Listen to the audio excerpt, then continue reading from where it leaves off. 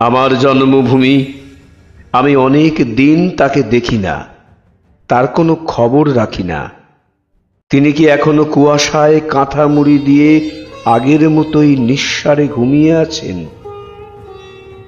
আমার ছেলেবেলায় যেমন তাকে দেখেছিলাম, শীর্ণ দুটি হাত ঘুমের ভেতর কেঁপে কেঁপে উঠছে, নাকি অনেকক্ষণ ভোর হয়ে গেছে, পাখি ডেকেছে, ফুল ফুটেছে, তারপর বাঘের মতো এক দুপুরে এসে আমার মায়ের পাড়া জ্বালানো ছোট ছেলেটাকে,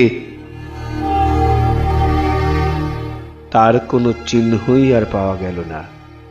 নদীর এপারে না, ওপারে না। হয়তো সে আমার নিজের ভাই ছিল না, কিন্তু তাকে আমি কিছুতেই ভুলতে পারি না।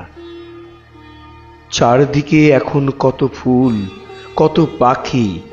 হয়তো এভাবেই একদিন দুপুর গড়িয়ে বিকেল আসে, তারপর সন্ধ্যা নামবে, রাত গভীর হবে। আমি তখন পাথরের মতো ঘুমোবো।